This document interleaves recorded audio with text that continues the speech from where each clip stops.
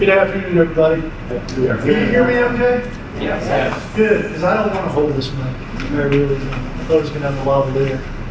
So I'm glad that works. Yeah, he was freaking me out because even though I got a lot to talk about, probably more than 2 hours worth, I don't know that I could have taken it to 4 hours. So we'll see how this goes. Welcome to How Do You Practice Effective ERM? How does ERM align with GRC strategy? All right, a little bit about me. I currently am full-time faculty at Embry-Riddle Aeronautical University, where I teach ERM at the master's level, and I run my own consulting firm, which is Excellence in Risk Management. I've been around for a long time, and I've been mainly a risk leader with major corporates, Fortune 500s primarily. But I've done a little bit of everything. My last executive role was as head of strategy for Sedgwick, which is a risk services company, as some of you may know, a former broker. I was chief risk officer for USAA, and I've spent time with Verizon, Red Cross, and PepsiCo, and a number of other companies. So these are the brands that I've been affiliated with over time. I used this slide in the past just to emphasize how I couldn't stop learning, so I've always been continuing my education and getting experience in not just risk, but strategy and other things. So, ERM, risk management, and related things tends to be my expertise.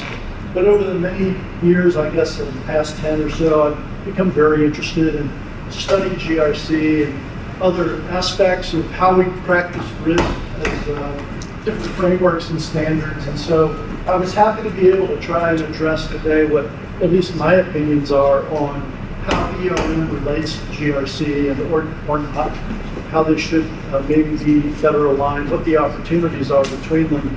And so this is our agenda today.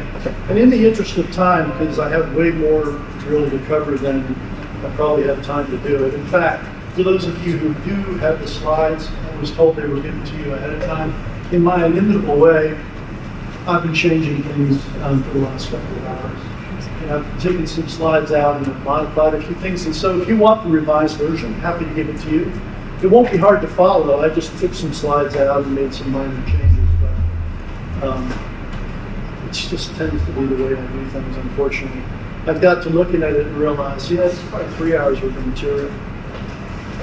Okay, let's start with the alphabet soup of the practitioners. Okay? Whether you call yourself a GRC practitioner or risk manager or whatever you call yourself, to me it's all about performance. It's all about success. It's all about getting the outcomes that our organizations are after and how we define success and the roles that we play in that process, whether we're in enterprise risk or whether we're in GRC or whether we're in integrated risk management or whether we're practicing ESG, the latest acronym for the soup, or HRO, which I just discovered when I went to the university system 2 years ago, high reliability organizations. I'd never heard of it. Turns out it's all about operational risk and the extreme events that can occur in places like aviation and nuclear energy and the like. So it has a very appropriate place and role to play in the discipline. But I don't like to get into debates with my colleagues at university about is it better than ERM, or is ERM better than HRO, or how does it relate to GRC or all these other things? And then anybody know what DRM is? Digital risk management. I don't know that it's kind of come into its own yet, but it's emerging as a discipline because technology is subsuming everything, right? Particularly the risk profile of organizations. And so let's forget about that, because as I say here, it really shouldn't matter what we call it. What should matter is how we get our firms that we're working for and are paid by to a success level, to the performance outcomes they're after.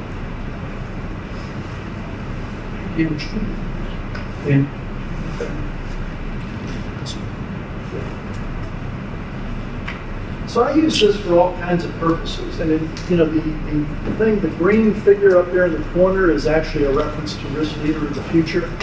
You can forget that moniker. It's really about what we're going to get into today, which is this blended approach to risk and GRC, and ERM and GRC explicitly. This was a study done 10 years ago or so, and it asked a bunch of senior level executives how they perceived risk managers, person at the bottom left there in the red, on the basis of risk attitude, what kind of risk-taking appetite did they have, and on the basis of were they short-term focused or strategically focused on the long term. And then the yellow person in the middle there is what some people label the chief risk officer. So just think of that as a higher order risk manager, maybe C-suite job, maybe not, but somebody who's got greater responsibilities than just what typically tends to be in the red, an insurance-focused and operationally or hazard-focused risk person. And the question here was, are risk people, or those practicing the management of risk, able to really contribute at the strategic level where the CTO and the strategists and the business heads really get things done in terms of strategy and planning for the future? Because, as it says, perceptions are 9/10 of the law. And while I don't think this is the current state in any case, it was a state 10 years ago. And I think that risk people, risk leaders, if you will, have made a significant amount of progress in the meantime, becoming more effective, becoming more strategic, becoming more long-term focused, and able to think about taking more risk as opposed to the old school, which was how do we avoid risk? And it's really never should have been about avoiding risk. It should have always been about optimizing risk. How do we take the right amount of risk so that our organization can succeed? Since in my view, thank you very much.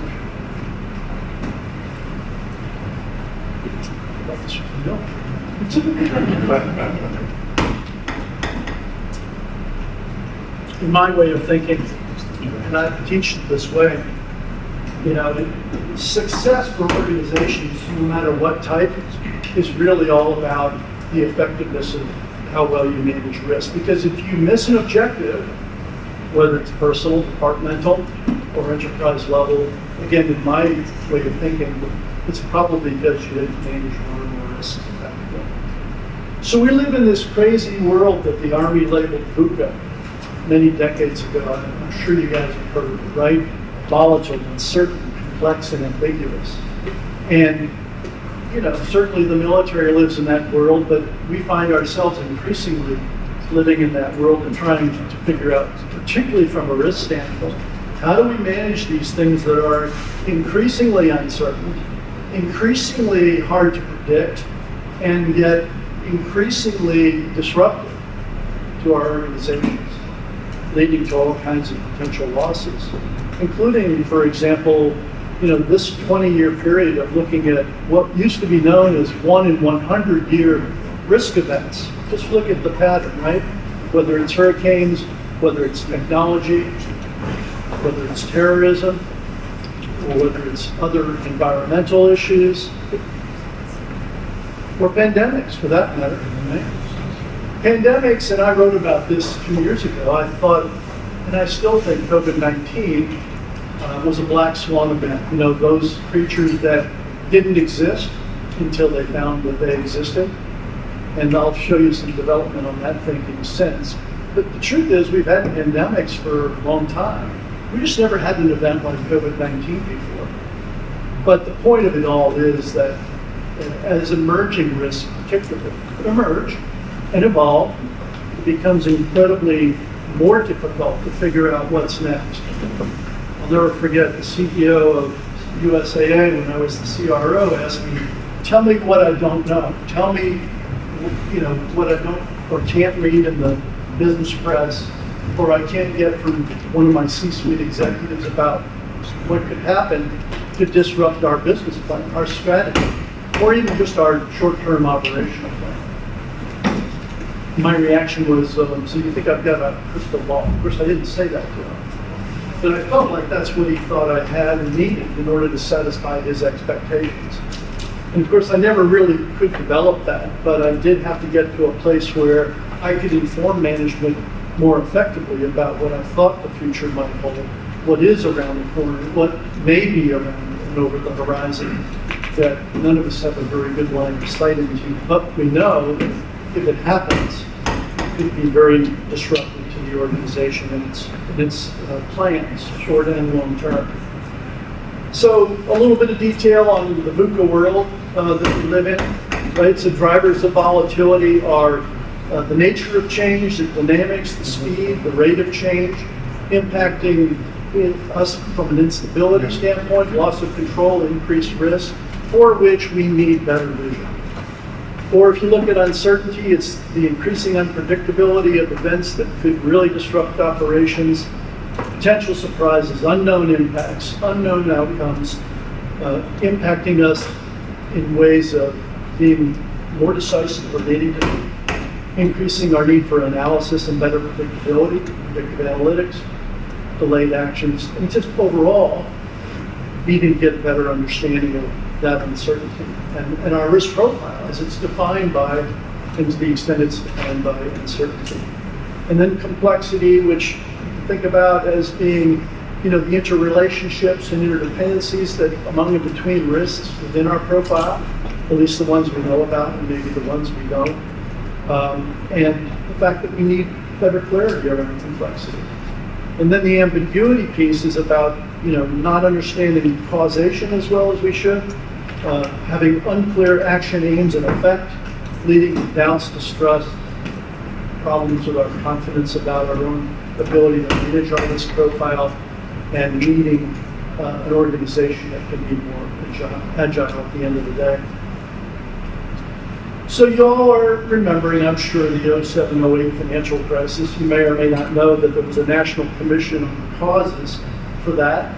And I was always interested in what they had to say because, the implication was that risk people weren't doing a very good job, right? Because of all the downside of what happened in that derivatives-driven crisis, among other things. You all know the companies that went away, companies that suffered major losses. AIG, the largest insurance company in the world, almost went away. The founder and chairman did go away. Got blamed for his part in that, and what they called the London whale, and was managing that derivatives for them.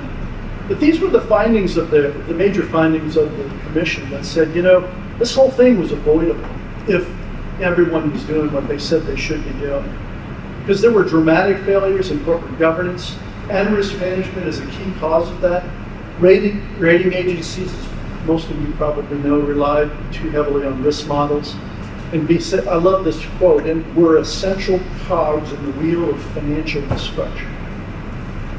Risk management too often became risk justification.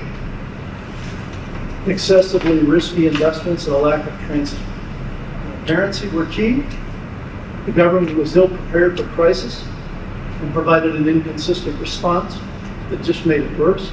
And there was a systemic breakdown in accountability and ethics.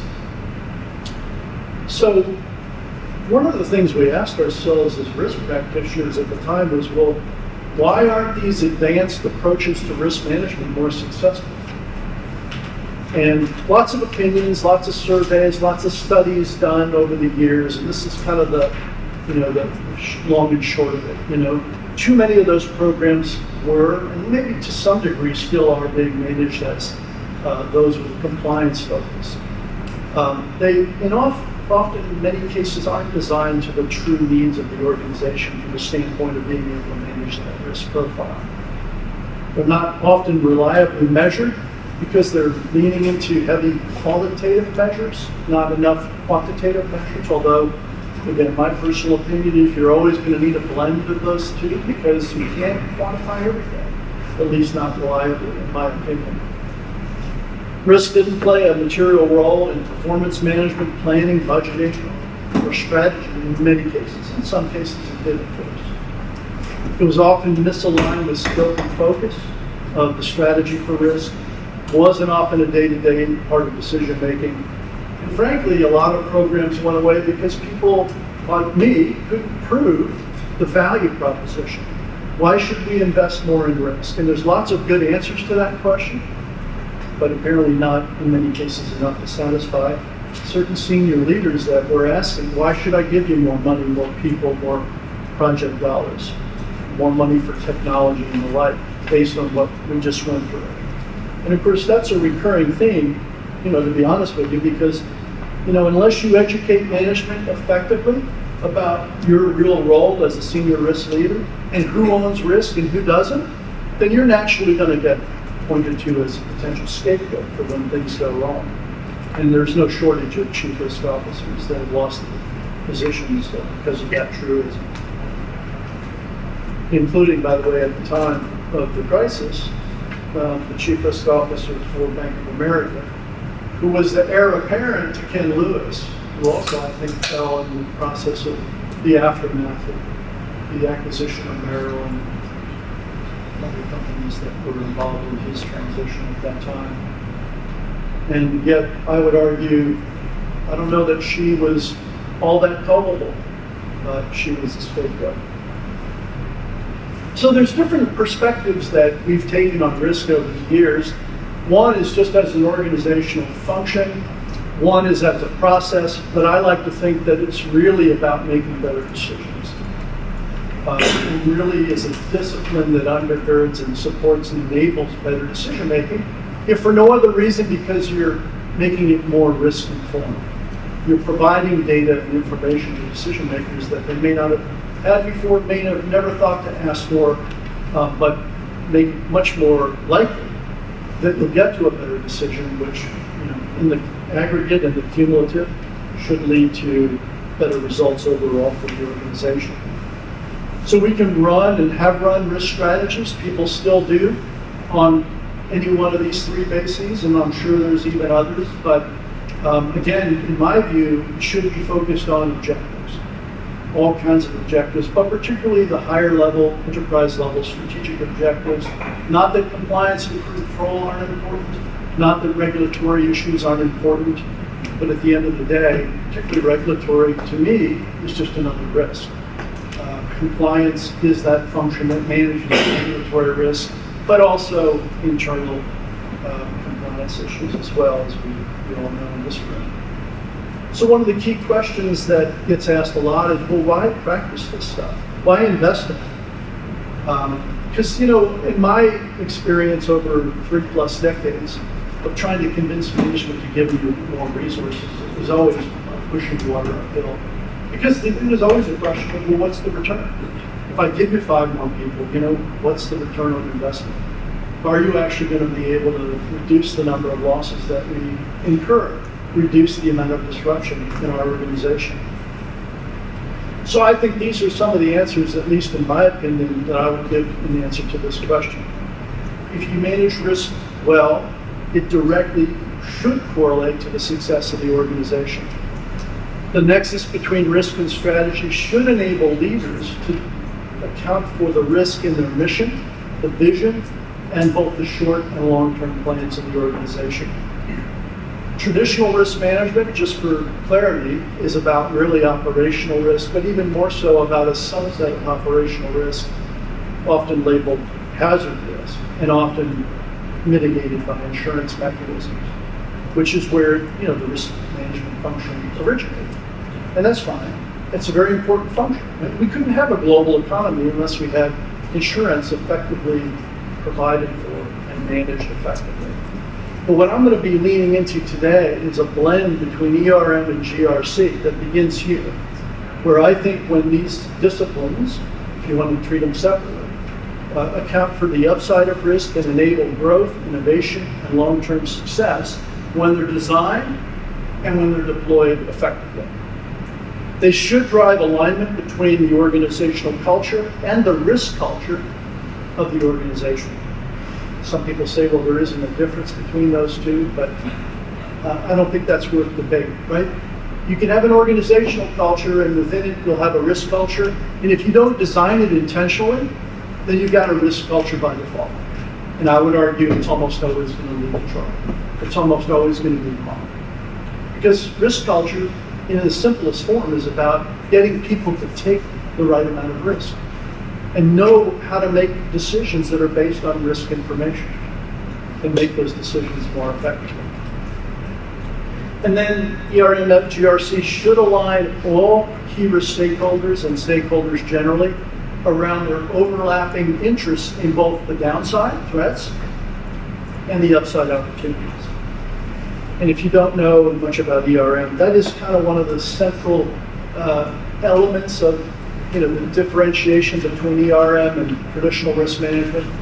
Old school risk management was all about the things that could go wrong. Again, very important activity. But progressive, or whatever you want to label it, risk management, I call it ERM, is as much about, and maybe more so should be, about how you take risk to add value, to increase value in organizations. If you're doing that, you're going to get more attention at the senior levels in the organization. By the way, anytime you have questions, please feel free to stop me. Don't mind.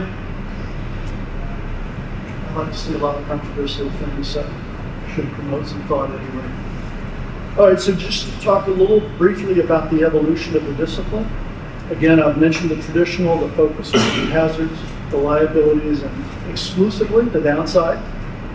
And what I'm now calling the operationally integrated approach to managing risk is really about protecting the organization's mission and value. Focused a lot on control environment and control activities in conjunction with the internal auditors and others that have a particularly keen interest in that area. And then the ultimate way to practice, in my view, is a strategically aligned function that is as much about protecting value as it is about creating value. Focusing on trying to get ahead of the uncertainties I mentioned earlier and the decision making that relates to those uncertainties and how you can basically lock down that risk profile more effectively and not get as surprised as you might often get surprised otherwise.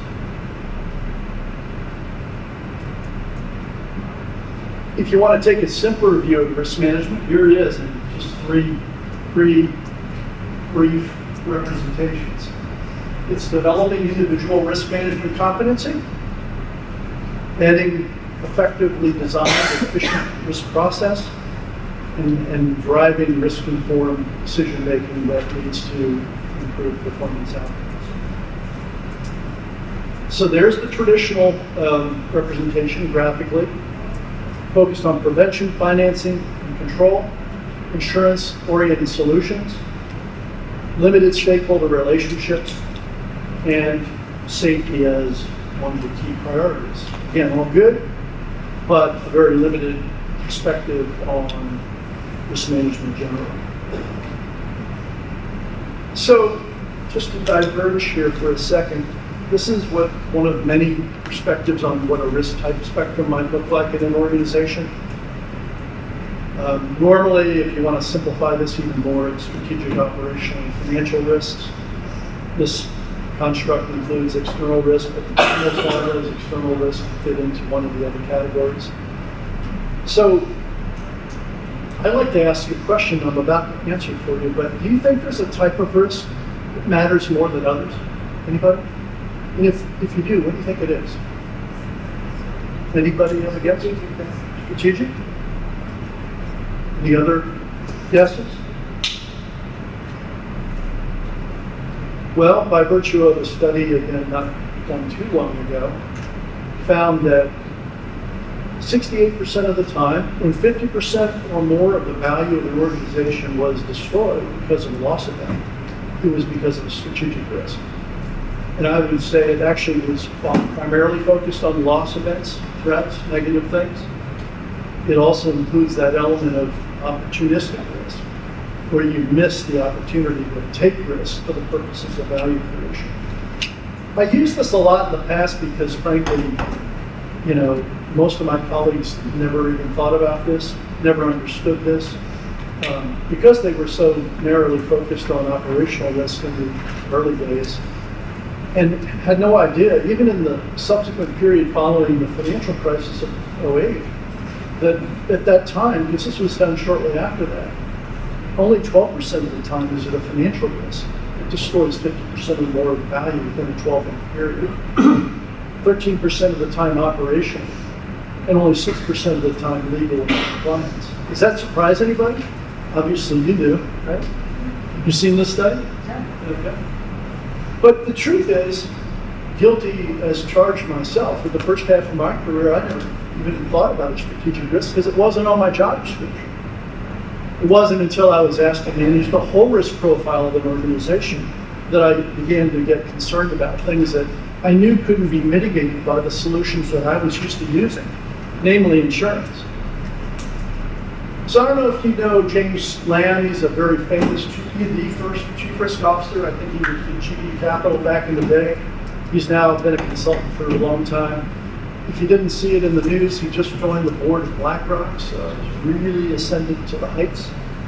Probably one of the more accomplished CROs there has been. But I think he created this animal kingdom of risks, as I call it. Although I don't know that he was the guy that came up with the black jellyfish. But certainly the black swan may have preceded him, and then he added to it the white elephant and the gray rhino. So let me give you the definitions of this stuff, because otherwise, it doesn't really matter much. But a black swan is an unpredictable and rare event with an extreme paradigm-shifting impact on the wider world. So think 9/11, think Katrina, think COVID-19. A gray rhino is a slowly emerging, obvious threat that's ignored or minimized by decision makers, such as climate crisis, disruptive technologies. White elephants are no-win emotional situations in which doing nothing is generally the simplest choice to make.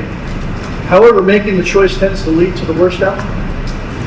Think dysfunctional organizational culture and conflicts of interest situations. And then I just stumbled on black jellyfish a few months ago.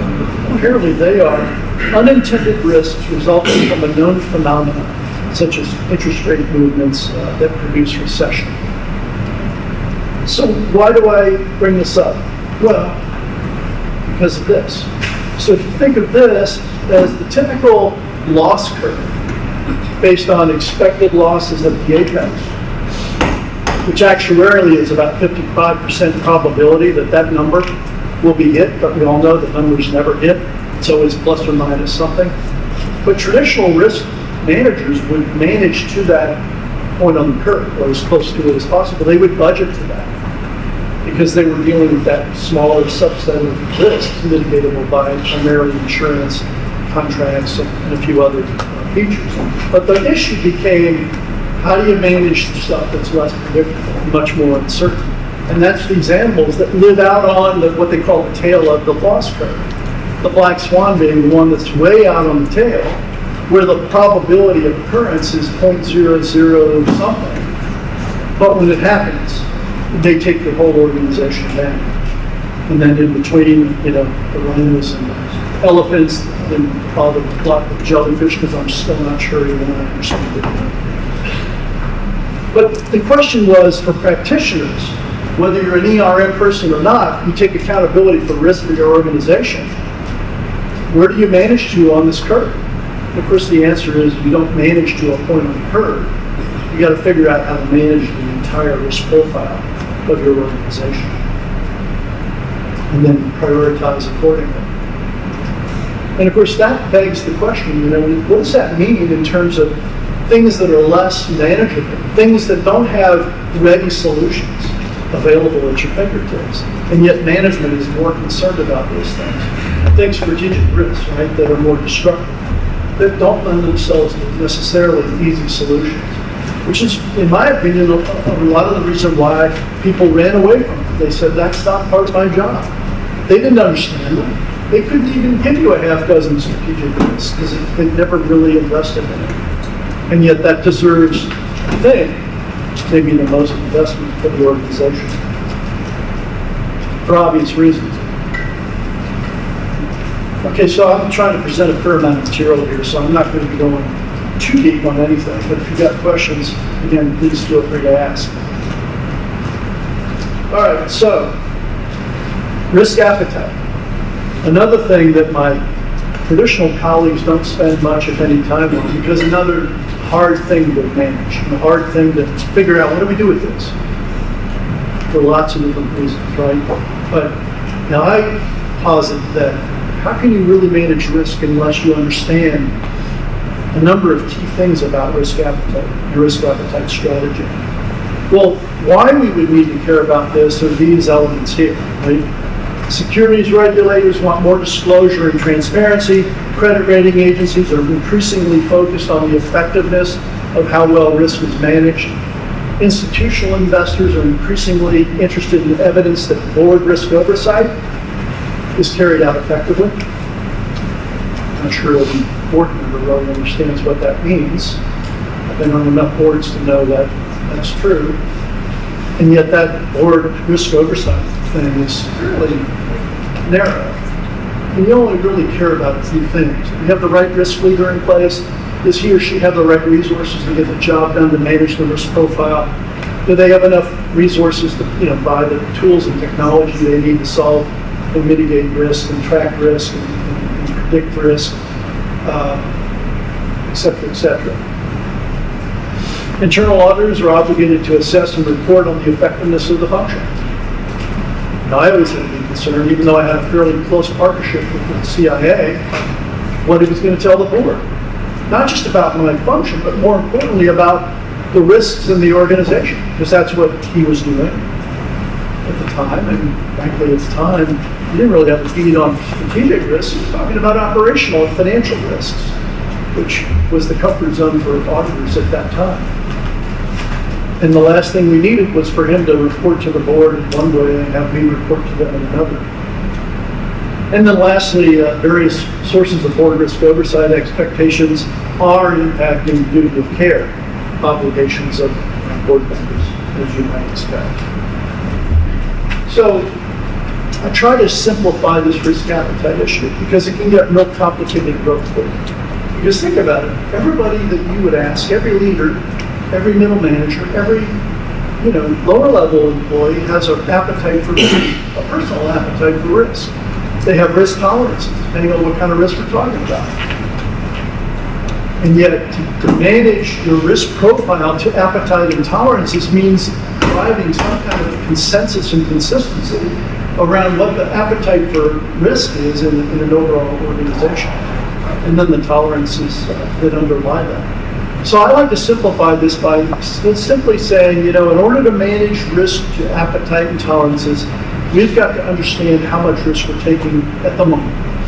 And unless we can measure that, I'm not sure how we answer this question.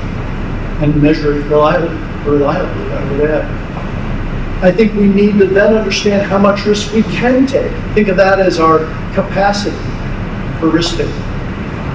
And then we need to ask the question, how much risk do we prefer to take? And that's, again, individualistic until you drive a consensus around it. But the real question is, how much risk do we need to take? And that's driven by the strategic plan, in my view. Because that's the plan that gets us to the final outcomes we're after, whether it's a 3, 5, 7-year plan. And the question is, well, if, regardless of our preferences, if we've set a plan that says we need to take X amount of risk, but the amount of risk we're capable of taking, our capacity, is X minus Y, we've got a problem. And the only solution to that problem is one of two things, or both. And that is to modify the risk or modify the objectives, or both. And I would argue, considering how much time goes into developing strategic plans in organizations, you probably don't want to go back and say, well, we can't accomplish that objective. Because you're going to get told, just fix the risk, right? And that's not as easy as it sounds. But this is a gap closing assessment and exercise where we're simply trying to answer those questions and get the organization to a place where they actually are taking risk that they can manage. It's within their capacity for risk taking. It's within the tolerances that they've set, if they've set them. If they haven't, they need to. And from there, the work begins. Because again, we're focused on how do we manage our risk profile. And the risk profile you can think of as the value of residual risks at any point in time. Residual risk being effectively that portion of risk that's not effectively treated. Right? Because the theory would be everything else is tacked down to a level of acceptability, however defined, but there's always something that needs more attention. Here's a way to visualize the concept, looking at the risk profile in the middle there against capacity, against tolerances, both an upper and lower tolerance limit, What you see on the right middle there is that kind of bounded risk appetite on the upper and lower levels. Levels of risk at the bottom that's, underutilizing your capital and your ability to take risk, which of course is not what you want to do either. Again, the goal is not risk minimization, it's not risk avoidance. In most cases, it's risk optimization. How do we optimize our ability to take risk for the purposes of driving the performance outcomes that we're after? Growing the organization typically, and then going from there. Questions about any of that? Yes, sir. Is there a unit, when we talk about measure, is there a specific unit to the risk? I'm just trying to look at this from a measure standpoint. What is it that we measure? Yeah, well, a lot of times that's the problem, right? There's no consistency of view about how to measure that. A lot of people look at the balance sheet and say, the surplus on the balance sheet is what defines our ability to take risk that maybe particularly we don't understand or don't even see. But it doesn't account for the whole risk profile, particularly because it hasn't been quantified. And most management can't answer the question, what is the total value of our risk profile? And so the measurement is anybody's choice as to how that gets measured. But I think when you go all the way down this road to a risk appetite and tolerance strategy, the big kahuna is figuring out how to quantitatively measure everything and aggregate all those risks, because they're all typically correlated to one degree or another, right? And correlation affects valuation, right? So perfect correlation is if this happens, then this happens, that's a 1. If this happens and half the time this happens, that's a 0.5 correlation. You can see how that would have a material effect on the valuation of any one risk, let alone the cumulative value of all risks. And that's why the thing is so challenging. When I was in the financial services world, it was economic capital modeling that we used to try and use Monte Carlo simulation and other tools to get to values that weren't in many cases very reliable, but they were giving us some estimate. So that's another issue here. How reliable are the measures that you do agree upon, and what's variation over time in terms of their actual outcome? And that, I'll be honest with you, we tried to walk down the economic capital road for 7 years, a dedicated unit of people, and at the end of the day, we closed it down, even in a diversified financial services company, because we couldn't get any consensus on the assumptions that underlie the risk that we were looking at to try and put a value to. And so we defaulted to a lot of this, at the end of the day. And management was okay with that. And that's really one thing you need to understand. It's a cultural thing. To what extent is your leadership okay with qualitative measures that have much more variability versus quantitative measures that could have that same variability if they're not reliable in order to make better decisions? And so it is a reason, sir, why so many people will go down this road, not in formality, because they can't get to a place where management believes anything, consistent reliability.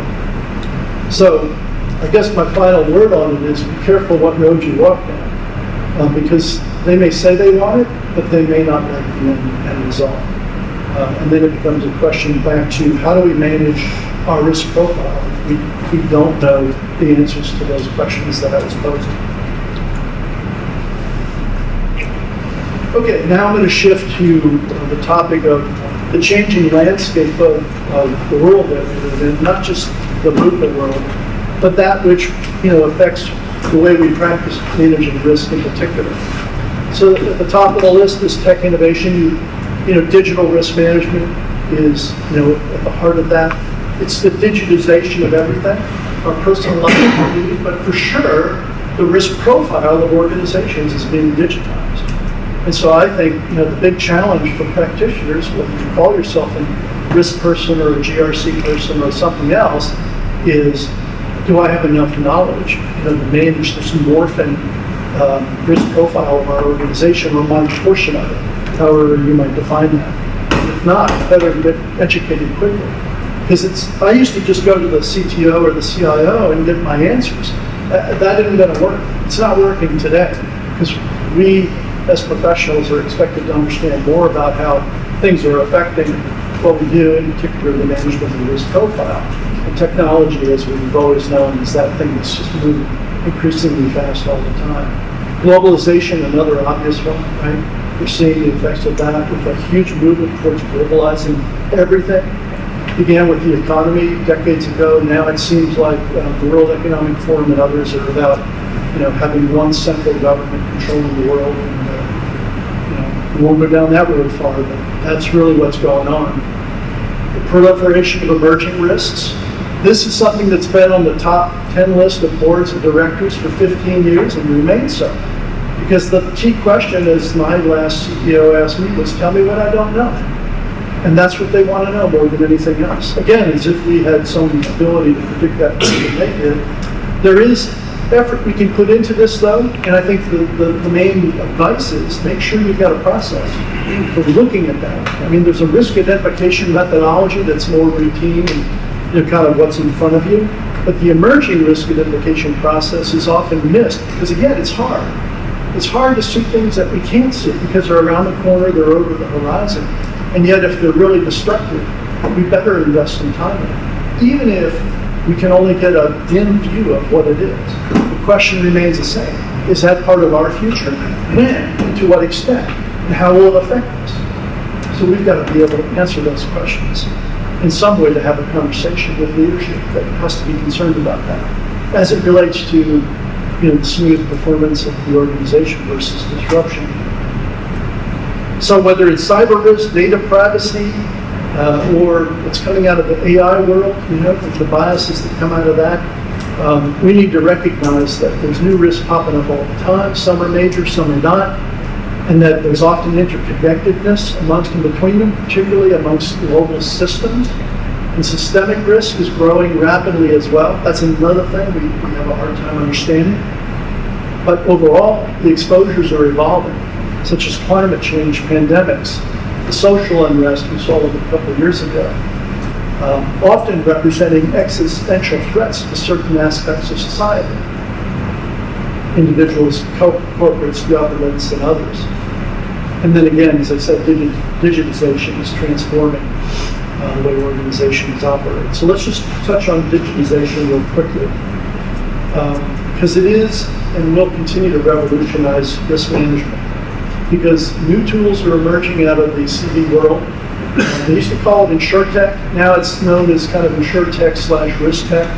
And while those tools coming out of entrepreneurial firms, often driven by AI-based technology, were originally focused on the old line insurance companies that needed a big technological boost. Now, more today, they focus on buyers as much as they are on sellers, as I call them. Because they up the ante for being able to identify risk more effectively, to assess it more effectively, and to leverage tools that actually mitigate risk that we didn't have just a couple of years ago. We need to leverage the advanced analytics, the artificial intelligence, the machine learning techniques, etc., in order to use the capabilities that they bring to us to treat risk. Treat risk, you can think of as really that mitigation on the downside and that leveraging of risk on the upside.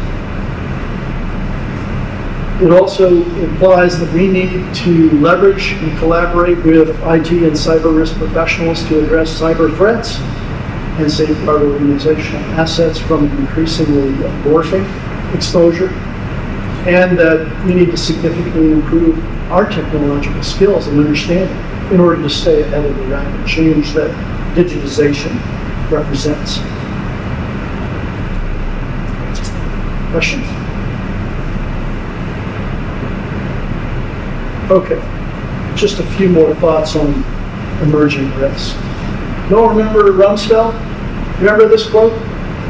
There are known knowns, which are the things we know that we know, and there are known unknowns, which are the things that we know we don't know. But there are also unknown unknowns. These are the things we don't know we don't know. When I first heard that, I was scratching my head. What's he talking about? But he's talking about emerging risks and how well we really understand the risks that we're exposed to. But as it says at the bottom, while the risks less understood are difficult to address, they're often so much more substantial in impact that we can't afford to ignore them. If we do it at our own peril. So the Risk Management Society would tell you that an emerging risk is an issue that hasn't manifested itself sufficiently to be managed using the tools commonly applied to more developed exposure. There are those risks an organization has not yet recognized or those which are known to exist but are not well understood. An anonymous actuary, though, is a little more precise about it. He said a condition or situation or trend that could significantly impact a company's financial strength, competitive position, or reputation within a defined period of time, in this case 5 years. They involve a high degree of uncertainty, and it's unclear where an emerging risk will land on that loss curve I showed you. And that is the issue, right? You can manage the elephants or the rhinos, but are you going to ignore the swans because their likelihood is so low? I would advise you not to. And yet, somehow you need to balance your response to this question with the limited resources that all of us have. And that I had always had in the 6 or 7 major roles that I played in this field over time. Never got what I really needed to do the job, let alone a group to really look at this issue sufficiently to be able to answer that CEO's question. Tell me what I don't know. Too many, hair on fire things going on every day, and yet these things have these characteristics. High levels of uncertainty, lack of consensus amongst just about anybody you talk to about their importance, particularly their relevance to the organization. It's easy to say, well, that's not going to ever happen to us. And I always told management and the board that the last thing you ever want to say is that it will never happen to us, because as soon as you do, it will. So you still have to assess relevance though, right? Because you're taking limited resources and applying them to things that need to be prioritized. As a result of these characteristics, they're hard to talk about, hard to communicate about. And you get a lot of deer in headlights looks from people who ostensibly should have an interest in these things. They're difficult as a result of that and the prior characteristics to find people that will own them and take accountability for them. And then it's not uncommon for them to be systemic business practice issues as well. Again, another element that's kind of hard to put your arms around sometimes. And certainly the traditional risk managers haven't been able to do. So as regards uncertainty, they are typically low frequency, high impact, right? Don't happen very often, but when they do, look out. Hard to get a consensus about because the lack of recognition, both internally and externally, is high. Drivers' impacts and the probabilities are unclear. From a relevance standpoint, uncertainty exists over the effect on the objectives. As I said up front, should be our focus. How much do they matter? How likely is it that they would prevent us from achieving those objectives, both short and long term? Perception of being too futuristic. I had a board, I won't tell you the company, but there's a board I used to report to that had an astronaut on it. And he would periodically ask the CEO, have you thought about the 1 in a million risk?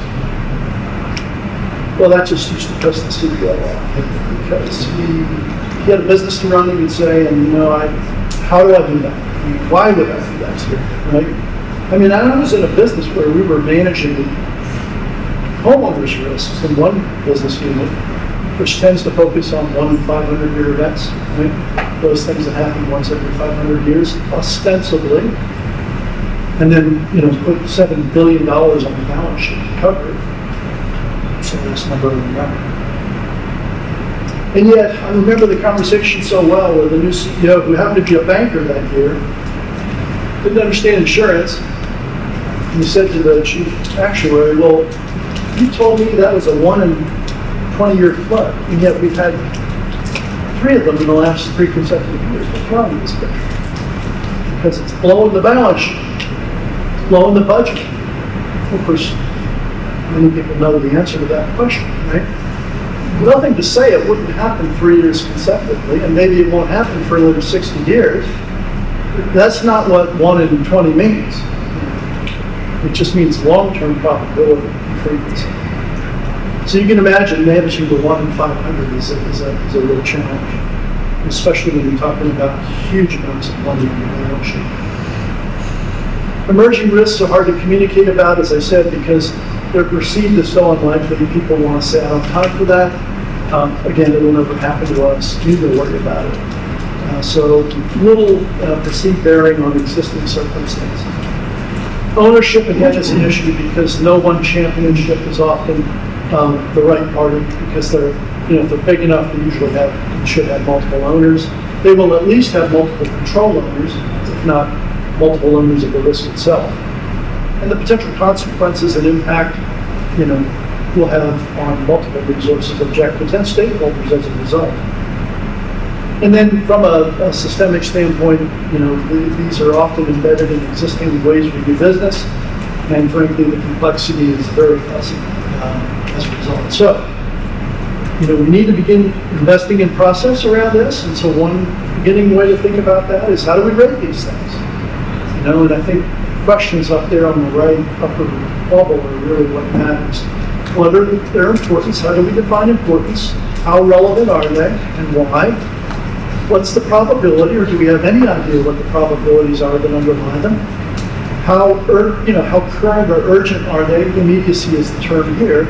Is this a matter for us this year, or is this something for 5 years from now? Right? And as soon as you say, well, it's a 3 to 5 year question, then they'll defer, any resource investment in that issue for at least 2 years, because they don't think it's deserves any attention now. Then impact, right? So I always said to these things and related that not so important that we try to figure out how often or when it will happen as much as that we can prepare for the impact. And so if you talk to business continuity people, they'll tell you this is the way they've always practiced, right? We don't care, what the frequency is or the likelihood. We care about the impacts or the consequences, and we'll prepare the organization accordingly by building a business continuity and resilience plan that underlies, the answer to that question. And at least you've cut out half the problem. Now you don't have to worry about trying to predict likelihood or frequency, as the actuaries would call it.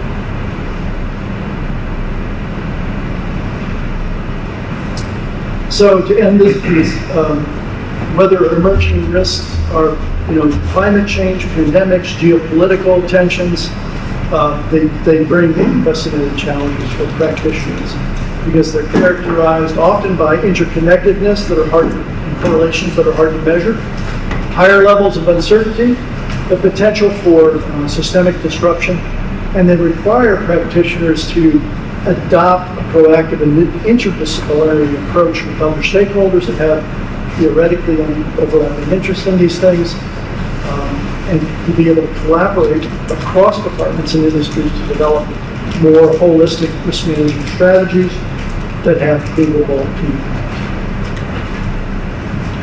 Okay, just a couple of comments on performance measurement in this world.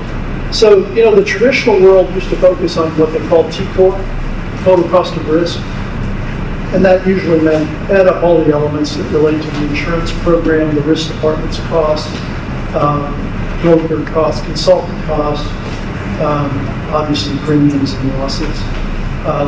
And our goal might have been, let's be top quartile, let's be top 10%. But that was really the way we measured our performance and success. Or maybe we would say, how well do we manage our claims? How well do we do workplace safety? How well do we innovate? And then there was some innovation, even amongst traditionalists. And then sometimes there was recognition as well in the discipline. From a GRC focused point of view, I think the criteria often revolves around objective achievement metrics, uncertainty qualitatively assessed, not necessarily quantitatively assessed, measures of cultural alignment for all the reasons we want a good culture, outcomes specifically that are measurable, and I would say reliably measurable, a continuous recognition of risk and the way it changes and morphs and evolves, because it doesn't stay the same for very long, regulatory assessments, and rules and procedures being consistently followed. But if I were to say, well, what are the other performance criteria that might be considered advanced, I would think of these things. Not that those other things aren't important and we might not want to use them to measure and report on our performance and effectiveness, but that if we have evidence that risks are managed to appetite tolerances, I think we're going to be ahead of the game with leadership and regulators, for that matter, rating agencies. If we have evidence that we actually have an intentionally designed risk culture, that's going to be a big benefit, because as I said, if you haven't intentionally designed your risk culture, you probably have the wrong one, which will just lead to trouble. You have evidence of unique and impactful initiatives within the organization that can be objectively proved to have an impact and value. Evidence that you're being viewed as a trusted advisor within the organization. You have the type of influence needed to get decision makers to move in the direction you think is appropriate based on risk information and inputs. Evidence that the organization's risk profile is aggressively managed, and evidence that the way is viewed, the way risk is viewed and addressed reflects directly or indirectly in organizational performance. That is where the rubber meets the road. Are we performing to plan or better than planned? And if not, the answer to the question is usually which risk is undermanaged or not being managed effectively. And I guess it's not on here, but I would add strategies and tactics around governance, risk, and compliance elements that are at least aligned, if not integrated. So we'll call those kind of the blended performance criteria. I'm sure there's many of those. You guys would agree. But that's what we're trying to make this measurement. Okay, so that evolution of risk chart I showed you early on, this represents that kind of middle tier. I call it operationally integrated, where you've got an organization-wide view of things. You've got control expertise that you're partnered with. You've got extended stakeholder relationships, not just that small group of 4, 5, or 6, but everybody that's got a material interest in this stuff. Not worrying about the extent, just understanding who your key stakeholders are, and then getting risk goals aligned with operational goals. So that's kind of the middle tier, and a lot of people practice at that level. But I think what really matters, frankly, is building organizational competency. Call it risk competency just for the moment. But you do that through building risk competency in individuals first. And I'll show you a paradigm in a minute. But this is essentially what it involves. And this is taken off of the Risk Management Society's Certified Risk Management Professional Program that's based on these 5 elements. It basically says if you want to be a risk professional, you need to be able to make sure you understand and can analyze the business model as it relates to risk decisions. You need to be able to design the right risk strategies that actually work and have an impact. You need to be able to design and implement a risk process that's both efficient and effective. You need to develop organizational risk competency because you're developing individual risk competency amongst at least the key stakeholders, if not every person in the organization. A tall order, I agree, right? But if you think about it, when you think about how should risk be owned, it should be owned by individuals at some level, and that would imply that every employee owns some risk, maybe small, maybe medium, maybe large. Yes, the enterprise level risk is going to be managed by the senior folks, and they're going to distribute that responsibility, no doubt. I'll never forget, I had a conversation with the CEO of a company once, and he said, well, who owns HR risk? Who owns the people risk? I said, well, sir, I guess it's the EVP of HR. And he said, that's it, go tell him. So I went to the EVP of HR and said, boss wants you to know you own the HR risk of the organization. She goes, no, I don't. Every supervisor who has responsibility for people owns that risk. She was right. But the boss was what's the term? Buck stops here, right? He just, as he used to say, I just want one throat to choke. And she's the one. So if people risk goes bad, I'm headed down to her office. And that's the way you have to look at enterprise risk. But there's lots of people involved, right? You just think about the control level. And who owns the controls? That alone involves all kinds of people in the people risk, right? Hiring, firing, educating, training, compensating, disciplining people. And then the last element of this efficiency model, if you will, or competency model, is really what I started. How do we get the better decision-making is supported effectively. But I would tell you that 1 is part of governance, 2 is part of governance, 3 is part of governance, and 4 is about outcomes and performance, because I think our ultimate focus needs to be.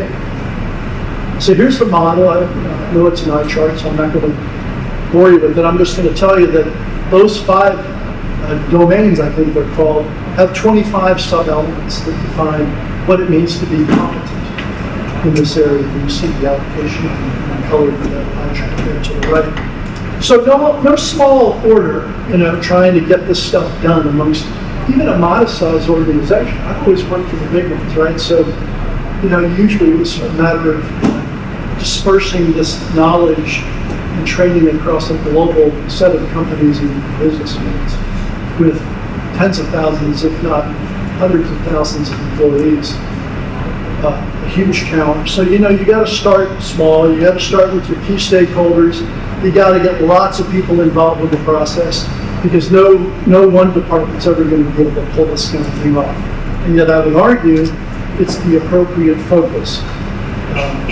If you really want to have an organization have a higher chance of success at the end of the day. And that leads us to that third, latest, most progressive form of this, which I call strategically aligned. We'll call it now a combined blended ERM GRC function of the future. And while it's not the future for everybody, because some people are doing this today, it is the future for a lot of others who want to come up to where they should be, where their focus is on mission, core values, focused priorities. They have a seat at all relevant functional tables, which is hard. It's just you. I know chief risk officers that have no staff. And how do you do that? How do you develop the relationships effectively amongst even a modest-sized group of stakeholders? Very clear challenge. But most importantly, you are a respected expert and an effective influencer at all levels of the organization, not just the C-suite of the board, but at all levels of the organization, where, if you follow my way of thinking, everybody's got a stake in this game. If they don't own risk, they own controls. Maybe both. And then an understanding of and insights into the critical ways in which, particularly the disruptors can occur and cause disruption, but I probably should have put on there equally so, but you understand how to advise leadership on taking risk for the purposes of increasing and creating value. Not an easy set of skills to acquire, needless to say. So I like to call this the function of the future. But actually we've been kind of climbing this curve for the better part of 10, 15 years. And so many organizations are already there. It's a question of whether they can stay there, from one leadership team to another. Because I've seen that as a consultant a lot, where you've built this function up to a certain level of performance and capability, only to have a new CEO or even entire set of leadership come in and say, we're not sure we want to invest in that the way you have been, because we don't understand the value, so we're in cutting mode, now you're the first to go. Usually not the first, but usually going to take some hit, unless, as I alluded to earlier, you can really translate the value proposition.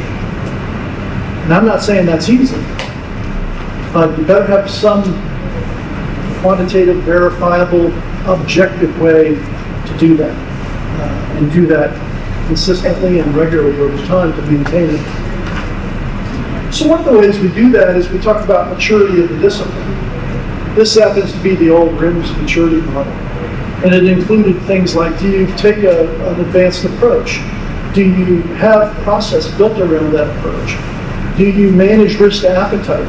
Do you use root cause discipline so that when something significant goes wrong, you can actually figure out how to keep it from happening the next time, or at least reduce the chances of it? Or these other three elements, do you have an emergent risk process in covering risks?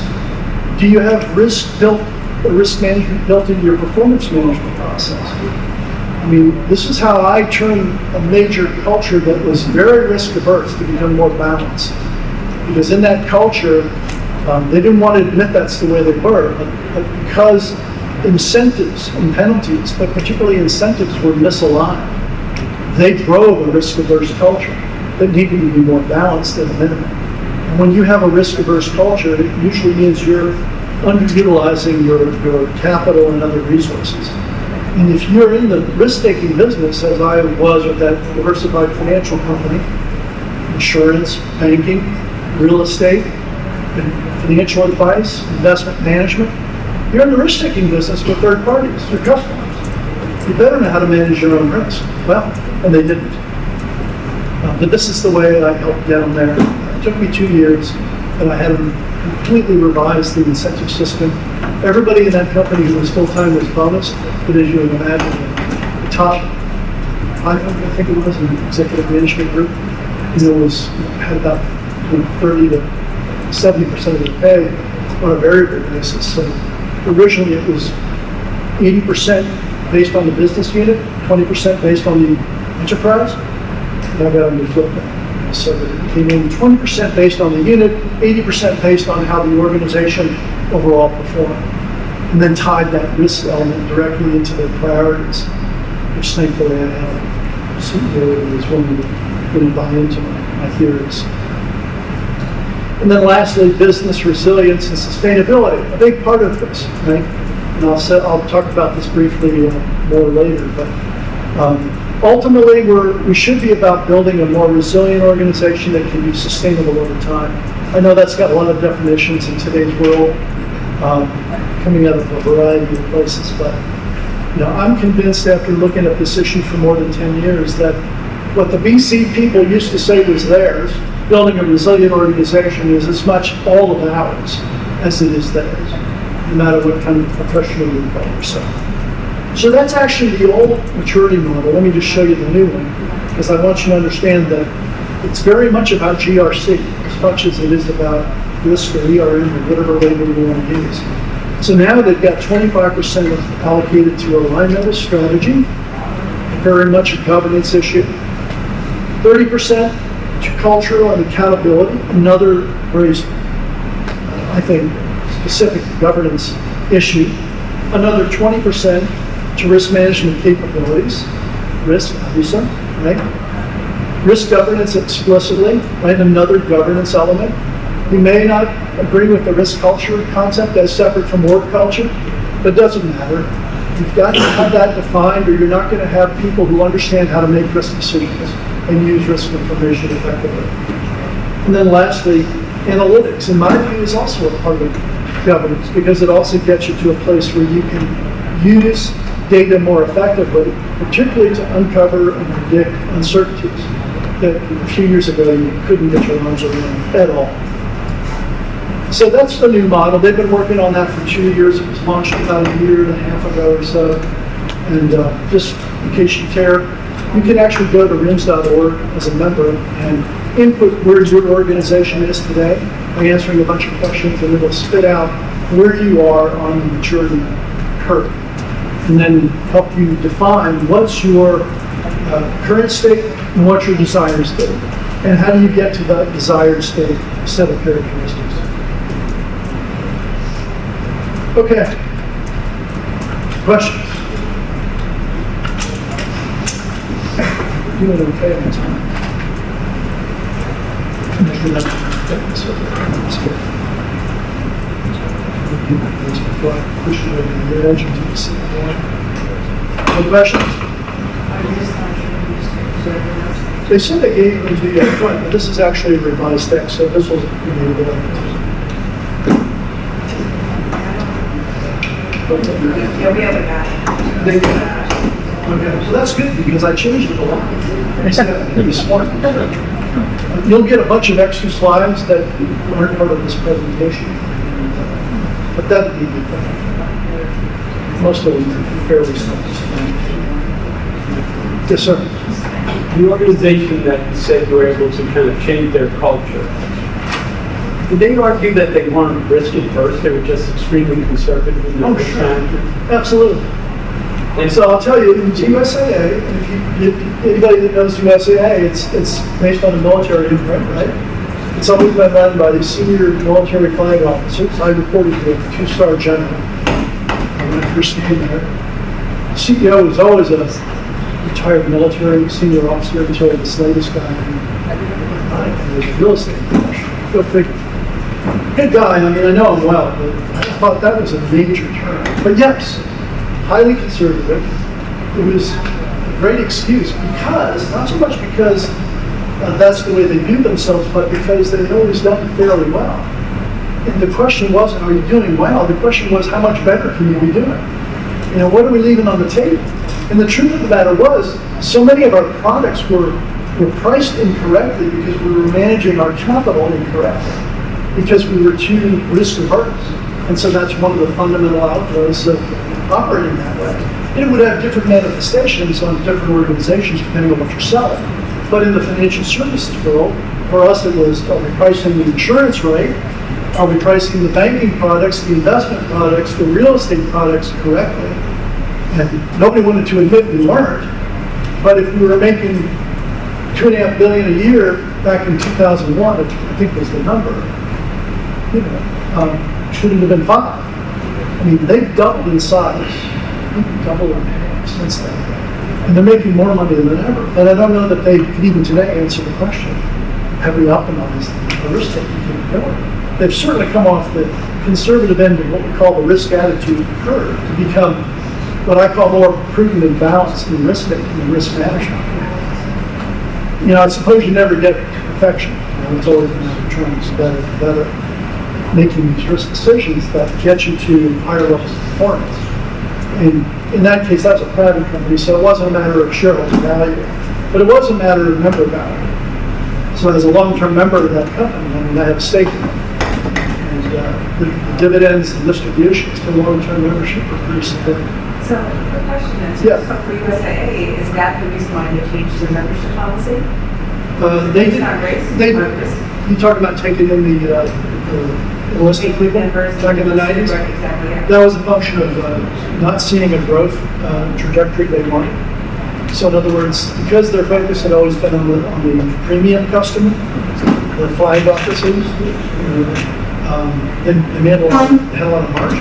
Because, you know, think about it, if they bought auto insurance from us, they rarely wrecked the car, but they wanted greater market share, so they allowed the enlisted. And now you sell insurance to an enlisted person and you get many more car wrecks, a lot more losses, thinner margin. So, I mean, it was that balancing act, but it was driven by market share.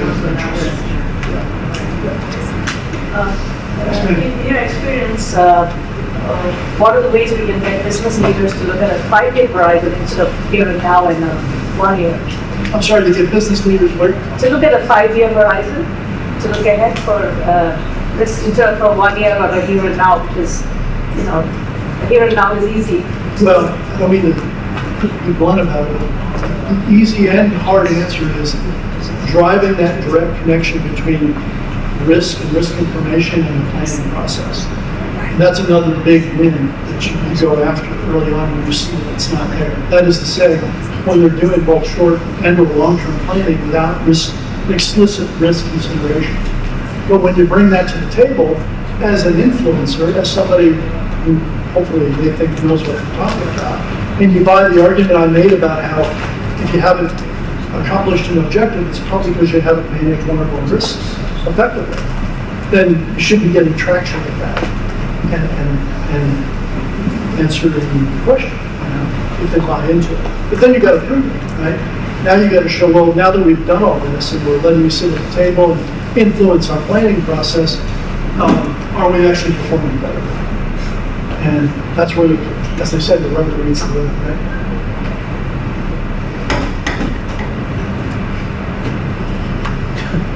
Well, no, this guy. There's an episode of Seinfeld where he actually purported to be a risk manager. But he didn't know what he was talking about. I forget what the details were. But in the case of digital risk management, you don't want to pretend to know what it's about if you don't, because it can be fairly complex. So what is it? Well, it's focusing on risk associated with digital business processes, among other things. It's a business issue, though, not a technology issue, right? So everybody owns a piece of this. It's got to be owned by management, not just IT. And frankly, when it's done well, designed well, it should equip decision makers with specialized knowledge and a balanced decision-making framework that looks at risk from a different perspective than traditional and enables them to understand the digital risk profile that's emerging. I don't know what portion of it is in different organizations. I think this next alludes to it. Yeah, so you've got digital in and digital as companies. I don't know if you've heard that terminology. But digital in means you're an old line company who, like, hopefully I won't offend anybody, Walmart, you know, they have an online capability like Amazon, but Walmart is digital in, Amazon is digital as, right? Because Amazon started with their model is online sales, okay? Internet transactions, and they've maintained it. But other aspects of digital risk are higher speed of impact, strategic impact as well as an operational impact, so both short and long term, and even an impact on governance, which I think of as generally the way we get the work done, just to give it a generic definition. So there's a lot more to it. I have a whole 2-hour presentation on digital risk management, but I'm trying to cover the landscape here before I run out of time. So, you know, there's been a bunch of surveying and studies done over the last 10 years, particularly maybe 15, really wanting to know what does senior leaders and boards want from the function. You know, we all knew that risk was an increasing priority for boards and executives. And yet, when we looked at those studies, these are the confluence of things that you tend to see. One, they want to know the things that are most threatening to the mission, clearly, so they have long-term implications. They want to connect actionable risk information to setting goals and defining strategy. They want to make sure somebody's managing those risk interdependencies I alluded to, particularly the critical ones, you know, where one thing leads to another. Think about global supply chain, right? If you have a chink in the global supply chain, it usually reverberates in one or both directions, right? And that's just a simplistic view of risk interdependencies. But there's actually much more complex interdependencies between risks that you really have to spend some time on to understand. Getting ahead of emerging risks, as we discussed. Yes, fostering a strong culture of ethics and honesty. That's a concern as well. That isn't just for the HR folks or whoever we think owns culture. It's addressing things that don't happen very often, but when they do, they're very destructive. And it's providing creative solutions for risks that maybe in the past nobody had good solutions to. But because of you know, what's been happening in the way investing has occurred in AI-based tools, I think the last number I saw was 12 billion last year investing in this insurtech, this tech stuff. So it's viewed as very material and very significant. But these are what you see when you go out and study what people have said, what the execs are saying, what they care about most, and why we have to take these things seriously. So before I move more into this concept of the blending between the ERM and the GRC, I just want to tell you kind of my perspective about the future of the discipline in isolation. It will have overlap. So the future of risk and the way risk is managed is going to be driven by an increasing amount of digitization, particularly as it relates to the organizational risk profile. The increasing need to get ahead of the less predictable, the increasing frequency and severity of disruption to the mission, which implies that long-term perspective, forcing you to spend more time on not just what's happening in the next quarter or this year, but in the future as well. A growing priority of building resiliency and sustainability into the organization, an increasing influence of properly prepared and credentialed professionals across the board, people that really know what they're doing. If they don't, get them trained effectively and quickly, including all those risk and control owners in the organization that may or may not know how to deal with those things. Because if they don't, I mean, the auditors are going to tell them, if you own a bunch of controls that are not well designed or not working effectively or both, it's going to be an audit issue. It may find its way to the board. And lastly, a growing understanding of the nexus between risk and performance. And again, I think that's why it's so important that leaders need to be effective in influencing leaders. whether you call yourself a GRC or risk professional or otherwise. And the only way you get their attention and keep it is by establishing your street cred, as I said, your credibility with them. Okay. Questions? So if ERM is the framework that we're operating under, then what about GRC? What are the issues if GRC is driving the train? Well, again, this is in some cases a lot of my opinions. You can disagree, that's cool. But risk is deprioritized to the detriment of organizational success, sometimes, not all the time. Compliance may be overemphasized, although if you're a heavily regulated entity, you may disagree, right? And I came from that world. I knew how important the chief compliance officer's job was as my peer, but I still looked at compliance as just another operational risk. Sorry. Governance and culture need to take the lead because that establishes the way all this stuff is viewed and the priority it's given and the resources that are allocated as an investment in it. What are the issues with ERM driving the bus or the train? Well, governance may be subordinated to risk, may. Compliance may be treated as just another risk. I just said that, didn't I? Principles may be subordinated to process. Okay, so we're looking for some balance here, right? So let's look at the SVB bank failure, just as a brief example. That's the difference between these two, we'll call them functions. So GRC will validate, and this is somebody's opinion, I won't name names, but they said, GRC will validate reports generated, applicable tests conducted, and relevant rating agencies and other work that was completed on time and within budget as it was expected based on rules, controls, and tests that were written in the past. An ERM assessment would not have focused on the past as much as the reliance on what stakeholders cared about that were more future-oriented. And a good parallel to this is, if you don't know, KPIs, key performance indicators that are used throughout all organizations pretty much, generically, to measure performance are very much backward-looking. KRIs, key risk indicators, are just the opposite. They're very forward-looking. They might use historical information to establish a future view, but they're looking forward to measure what do we care about today. So, using again the SVB bank example as the case here, an effective ERM strategy would have focused on uncovering and connecting related factors, looking for gaps, like the fact that they hadn't replaced their chief risk officer in the 9 months that led up to the failure. I don't know what happened to the person there. They didn't think the position was important enough to put in place, and some people have pointed to that as a big red flag, among other red flags that ostensibly a progressive approach to risk would have focused on. Now this person says that through a traditional GRC approach, those red flags were explained away as out of scope. However, all of them are simply risks from a risk person's point of view that could have, should have, and would have been uncovered as part of a risk approach to that. So, is GRC backward-looking? In some cases, not every case.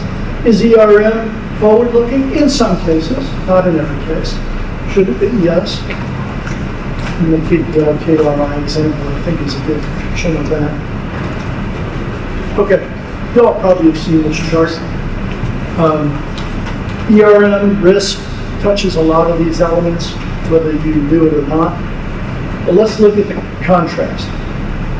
On the one hand, if we're taking an ERM focus, then the historical information, particularly loss information and data, is informing our view of the future and our predictions about the future, particularly as it relates to the downside of risk, the loss situation. Governance is inclusive of culture, and particularly risk culture. There's a bias towards the long term. but that doesn't mean we get away with not focusing on what's going on operationally or short term. There's a direct link between risk and performance outcomes if it's being done well. It's enabling all key stakeholders to take their accountability of their piece of this, and it's leveraging technology. If we're taking a GRC focus, it's performance-based principles that include measurable outcomes, monitored changes in risk, compliance assurance, and staying within boundaries based on rules and principles. It's got a governance emphasis, as we know. I'm not sure it has the risk culture emphasis. It's very much about a holistic view of compliance, right? Both external and internal. And it also leverages technology.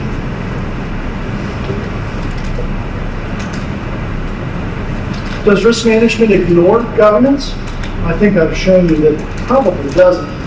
Governance is technically how we get this work done, as I said earlier. Cultural traits drive principles that define governance. An organizational culture, whether it's specifically and intentionally designed, has to include some element of risk culture. And if it doesn't, then it needs to be added to or defined separately.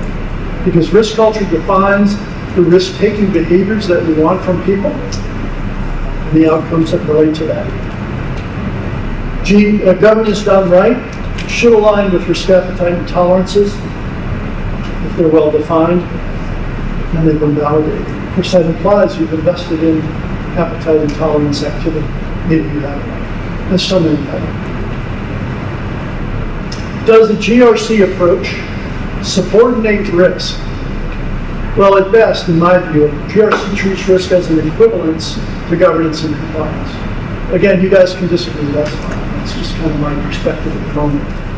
ERM aside, risk, also known as uncertainty, is at the heart of the matter. And by that I mean success or failure.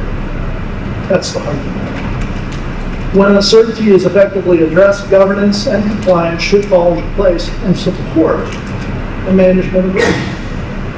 So this really isn't about who's better and which is controlling. I told you that I get into these debates with my academic colleagues about whether high reliability organizations, HRO, is really the be-all, end-all of all of this. I couldn't disagree more. It's very narrowly focused, even though it's focused on very important things. And that's often what you see here. And go back to that bubble chart I showed in the beginning. All those alphabet soup issues have very important focal points. Some are narrow, some are broad. And I think what it's about really is mixing that soup together effectively so that all the right stakeholders who own pieces and parts of that pie are doing what's right for the organization to get to the effective result they're after, which ostensibly should be accomplishing and delivering on both short-term and long-term goals and objectives. Does ERM subordinate compliance? Okay, well, if we think about the very simplest ERM risk spectrum, it's about strategic, financial, and operational risk. A common mistake is treating risk as just another compliance-led effort. And frankly, that was one of the findings of the Commission back in the day about the 2008 crisis. That at that point, risk management was more of a compliance exercise. They used to derisively refer to it as a check-the-box exercise. And nothing significant was getting done in their view. Of course, that's not what compliance is about, even though it's an element of it. Compliance, while often viewed as regulatory in nature, is an operational risk, technically. And GRC provides a clear emphasis both that the internal compliance is as important as the external compliance, the regulatory piece. Again, in my view. Ultimately, compliance should be equivalent to any other risk type adjusted for its relative importance to your organization. So if compliance risk is number one on the top 10 list, it is what it is. And it's going to, or should get, the investment that implies in terms of mitigating those risks. Though the worst case compliance risk may never be equivalent to the worst case strategic risk. don't know if that's what you're stating, I'm just thinking off the top of my head. That may be true. Then again, if a compliance risk puts you out of business, it's probably equivalent to any worst case strategic risk, right? Okay. So what are the right questions that should guide your decision making about what framework, what standard that you should use? I always like to go to questions, because I don't have perfect answers, but I like to get people enabled to ask the right questions. And I think these are at least some of them. What does your leadership expect? Do you know? Have you asked them? That doesn't mean their expectations are appropriate, but they're pretty important nevertheless. And if they're inappropriate, if they're misdirected or focused on the wrong thing, then there we go. Our job as influencers is to shift that paradigm for them. Not necessarily easy. Second question, what are your cultural characteristics, and is your culture the one that best supports your mission? So at the heart of that is obviously the question of have you accounted for how you want people to take risks, and do they know how to make decisions based on the right risk information? Thirdly, what are your organizational priorities? Do you know? Are they aligned with your own plan for what you do for the organization? Sometimes that misalignment crops up and it gets embedded and persists, and that's problematic. Fourth, what are your short-term and operational goals? Do they align with your organizations? Then what are your long-term strategic goals? Do those align with the strategic goals of the organization? Who are your key stakeholders, and what are their needs and priorities? You know, I've always discovered that because I never could get the resources I needed to do the whole job they expected of me, I needed my stakeholder group to be fully engaged. And you know, they all have day jobs, as we used to say. So it was a matter of how do I get their attention, how do I get them engaged, and I think that's about uncovering their needs and understanding their priorities first, and messaging them that those you do understand them and that they matter to you, and that you're as concerned about them achieving their priorities as you are about achieving your own. And that's a hard thing to convince people of sometimes, especially when your pay is based on your priorities, not my priorities. And yet, I solved that problem in my last job. Because I went to HR and I said, you know, I got all these risk officers all around this company, and they're all volunteers, right? And yeah, their business unit head appointed them at my request, but they don't get measured today on what they do or don't do. So I was able to convince HR to build it into their job description, so that I had a say about their performance and their compensation. And that made all the difference in the world, right? Follow the money. How can you leverage existing process tools and techniques? You don't want to just throw the baby out with the bathwater. What do you got going that's good today that you can build on? This is rarely about throwing it out and starting over. Although there's certainly organizations that haven't even started on the journeys we're talking about. But I'd look there first. Assess your current state before you define your desired state. Is our current approach efficient, and how do we know? Do we have a way to measure efficiency in terms of how we execute?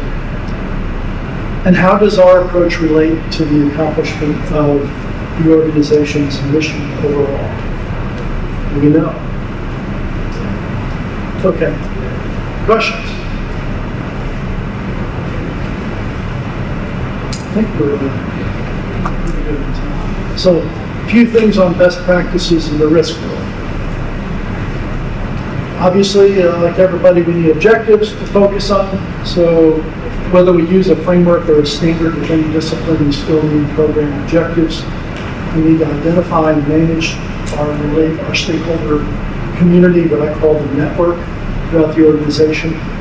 We need to make sure everybody that's got a significant interest in risk is aligned with our prioritization of that and our framework, our strategy for dealing with it. And therefore, we're aligning risk with the management of risk, not just within our own part of the organization, but within our stakeholders who have overlapping interests. in that stuff. Certificate credit really is about sharing credit with your stakeholders, with the things that you contribute to the organization. It's remembering that risk is a four-letter word to a lot of people. People think this is only about the things that go wrong, and as I said early on, it's not. It should be more about the things that go right, that we can take risks to leverage value and increase value. So think about if you're in the drug business as a big pharma and you're testing a drug, hopefully you're looking at it and doing a risk analysis of that drug.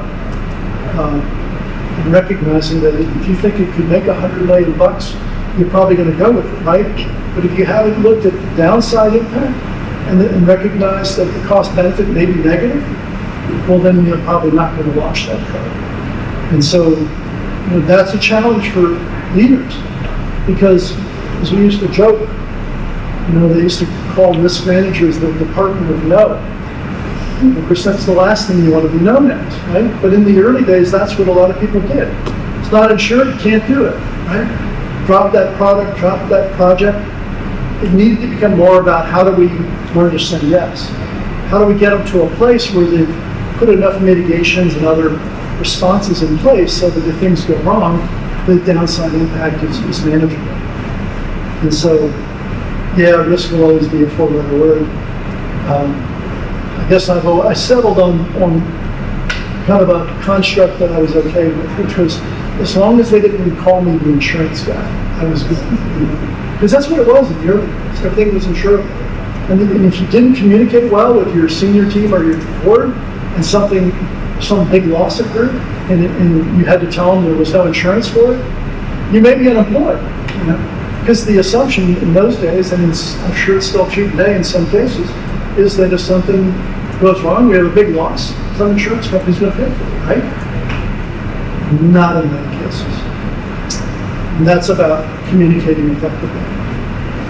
Beware of risk categories as at least drivers of our priorities, right? I mean, I showed you how important strategic risks can be from the destructiveness standpoint, but be careful, that you don't treat that as a reason to ignore legal and compliance risks, for example, or any other category of risk. I mean, the truth is, in big money center banks for decades, I can tell you that they focused, on credit and market risk almost exclusively until things started going wrong strategically, and particularly when things started going wrong operationally.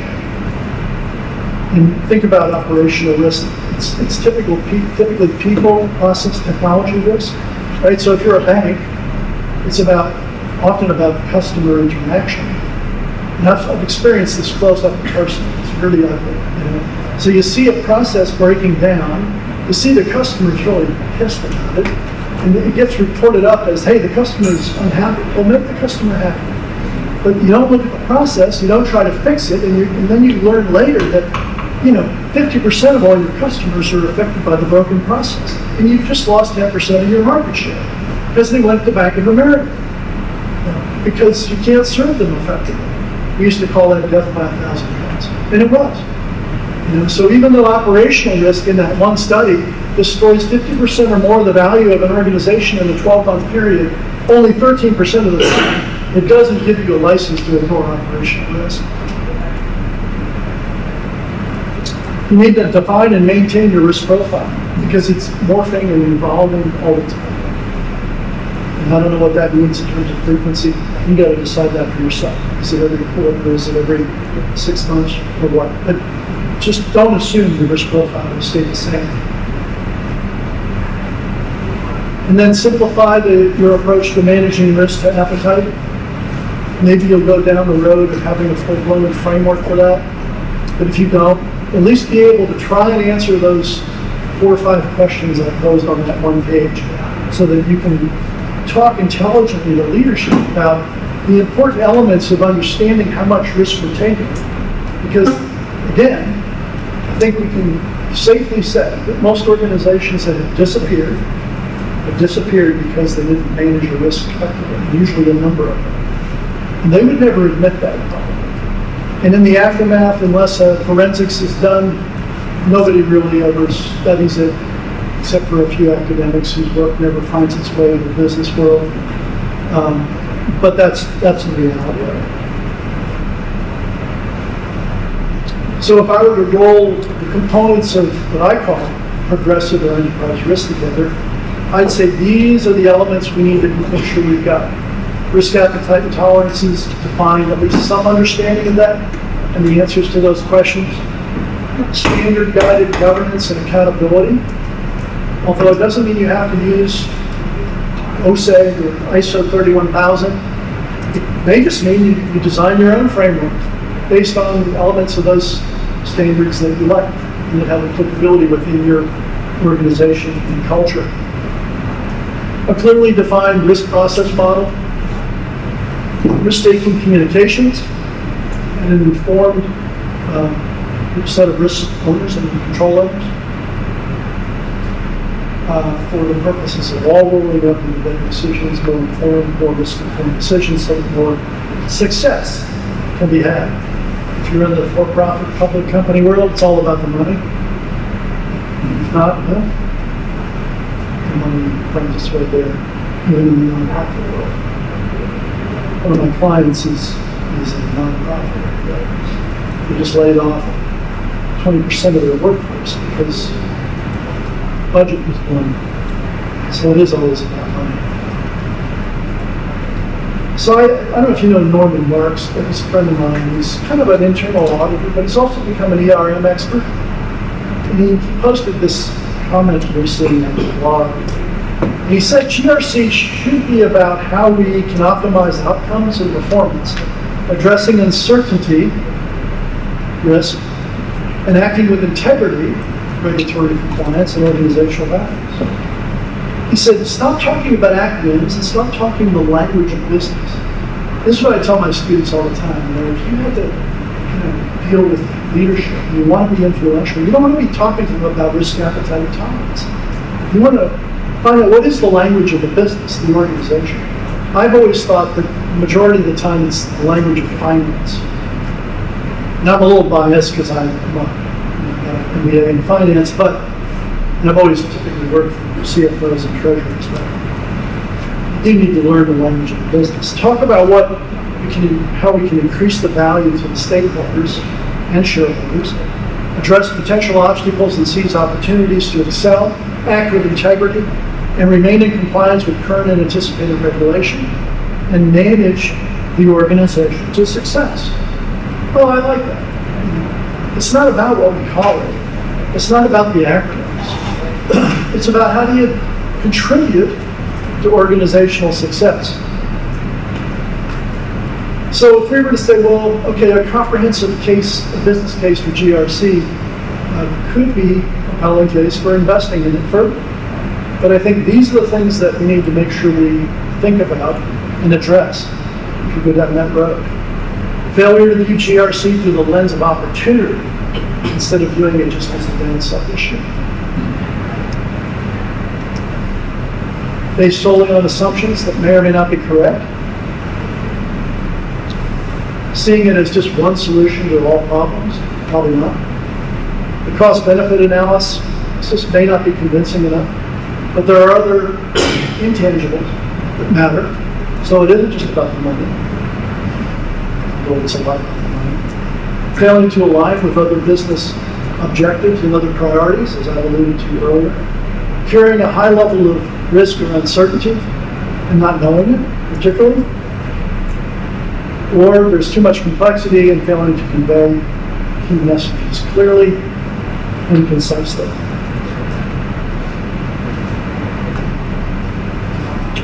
To take a look at it maybe from a current state assessment to figure out where you are.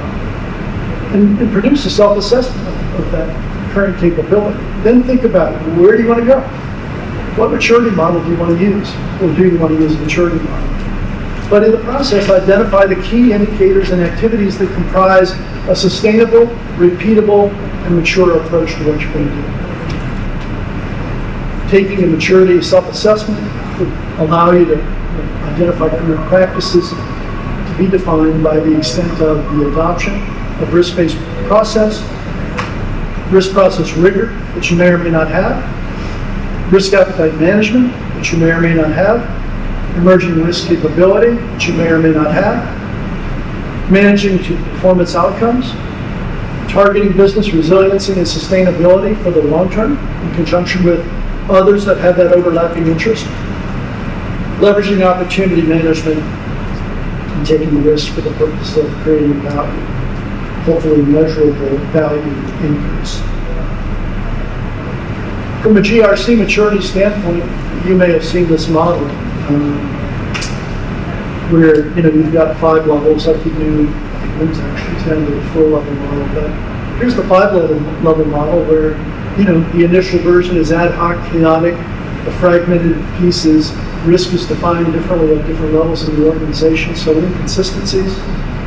You have top-down, that's the 3rd level, where common risk assessment program statements and policy coordinated risk activities across silos exist. You may have awareness, you may not. You may be integrated across assessment activity, or you may not.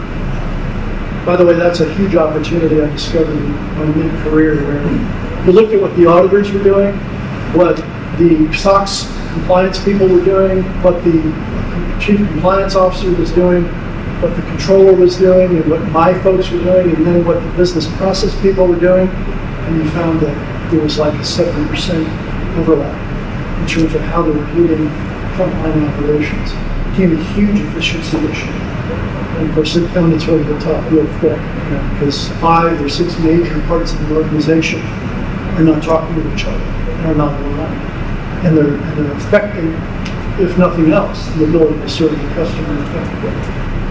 4th level is integrated, coordinated activities across silos. And the 5th level is an intelligent organization, that accomplishes all this stuff that we've been talking about for most of the last hour and a half in an effective way.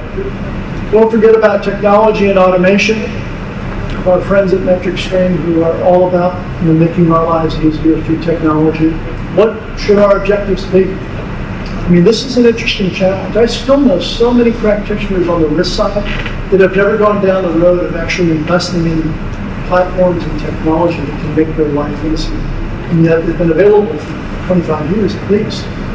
And I've been an investor in 4 or 5 of those platforms, a very low level and then a very high level.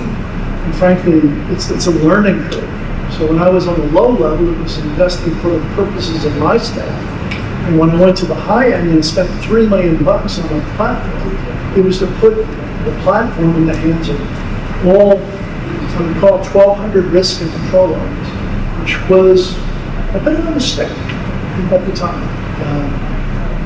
I never really got to see the full aftermath of it, but I understood it was a bit of a kerfuffle, as the Canadians would say. Because, just one issue alone was the fact that the average control owner or even risk owner was an infrequent user. And the training obligation was so significant to keep them able to use it effectively on a very limited basis. It really raised the question of how do you do this better? There is a movement better. So we have to think about objectives being to increase productivity and cut back on administrative tasks, to avoid manual processes to the extent it makes sense, to increase our transparency to our constituents, to achieve tangible efficiency and resource improvements, to mitigate unforeseen events and risks, to manage GRC in one tool and eliminate siloed work, improve the quality of oversight through evidence-based assessments, adapt to regulatory change or legal requirements in an expeditious way, optimizing risk and the ownership of risk, better strategic decisions and performance, increased accountability for risk and compliance, better understanding of incidents and near misses to avoid them next time, and allowing for calculated risk taking, be able to align risk taking and management with strategic goals and objectives of the organization. All right, well, let's march toward the finish line here by just looking at a few more things. Some governance best practices around policies, procedures, and processes. Independent and strong compliance officers and reporting lines is an important aspect of coordinating this activity. having it all in one easy place that's commonly known and easily accessible, getting key compliance and ethics policies tacked down and agreed to by the appropriate leaders, accurate books and records and effective internal controls, standardized playbooks and manuals, principle-based decision-making, ownership of remediation, and understandable and useful metrics. Reliable quantification where that's achievable. What about on the compliance side? We want to make compliance programs more relevant, drive ownership of them, so we have to be concerned about not just tone at the top, but tone at the middle, explaining to people, particularly the average employee, what's in it for me to be within the compliance expectations, recognizing cultural differences amongst our employee body, integrating compliance as part of the overall culture and the risk culture, appropriately training, communicating, and messaging among our employee body, ensuring responsibility and accountability for their part in compliance, giving them the rewards and recognition they deserve for doing that, providing mechanisms for pooling by employees and third parties. So whether you use ISO 31000 as a framework for standard, and this is actually the old one, but I like it because it's an easier visual, right? And it's got your principles, it's got your framework in the middle, and it's got your process. Or whether you lean on OSEG, GRC capability models, or some other blended form of those or others, because there are all kinds of micro standards and frameworks out there. Let's just look at this from a comparison standpoint. If we take an ERM approach, then we have to care about, and often do because of the way those standards are written, context and mandate. Does management support our strategy? Do we have the right context for what we're doing and saying how we're doing it? The risk assessment capability is very simple. Identify, analyze, evaluate. And we treat risks. We either mitigate the bad things or we leverage the opportunities. We communicate and consult, and we monitor and report. That's the ISO 31000 model, in effect. And I think even though it's not labeled that way, that's what they call ERM. A blended approach, I think, involves looking at this from a governance and culture standpoint and recognizing the integrations and alignments that are needed there, particularly as it relates to risk culture. It's having some version of the strategy around how we manage to a level of risk that we're capable of taking, that we need to take, and even that we prefer to take. It's risk assessment more broadly and generally, leveraging the efficiencies in the organization for all those different function areas that need to assess these things but may have different tools and methods for doing it. It's control setting and testing those controls in cooperation with the auditors, both internal and external, as well as the control owners. It's managing incidences effectively, maybe so that they don't become full-blown losses in the future. It's integrating our technology platforms with our infrastructure so that it works effectively for the entire user community. And it's about, in both cases, as you see, monitoring and reporting this stuff. So I think we need to always ask, who are our stakeholders? I've said this a lot today. This is just an example of our goal, which is to unify the focal point for all the key stakeholders. And that you do that by understanding, as you see on the left margin, what do each of them focus on? What's their key focus? And then what are the targeted outcomes that each of them as functionaries are after? And then do we understand that? And do we reflect that we care about that as we try to engage them in our activity? So in that process of engaging stakeholders, here's some tactics to think about. Identify those key relationships and recognize that you're going to need to build those relationships. You can't do it remotely as well as you can by sitting down with somebody and having coffee periodically, because it is ultimately all about relationships if you really want that cooperation. We prioritize based on their interests, both primarily and secondarily, and align them with our interests. We develop an engagement plan that could be different, frankly, for many of them. There would be lots of overlap. We follow up and keep them informed, so we have to have a good communication strategy. As I like to say, and always sounds so simple, and it's not, but I always use the formula RP, RT, right people, right time, right information, or right data. And I always I condense it that way because my colleagues and I have always had a tendency to want to shove information out into the organization for the sake of that, and it really is the wrong strategy. You really need to put it in the hands of the right people at the right time.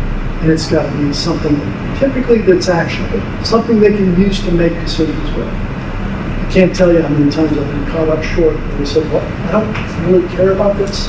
You're not telling me anything that's going to help me make a better decision, so why are we here? And I learned the hard way, not to do that.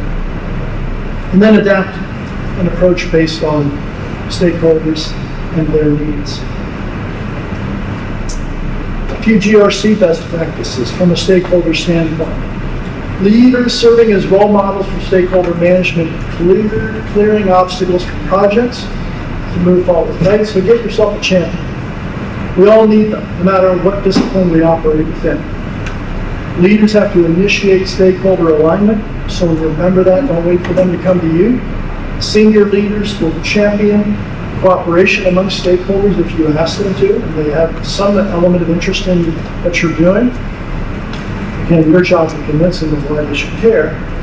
Involving stakeholders from the beginning and planning for uncertainty, providing them with a platform to share their perspectives, ideally technological, or a working group, or a committee, and align them with how you plan through this stuff. And then regularly engaging them about the accuracy of both the assumptions you're making and the assumptions that they're making that affect your priorities and goals.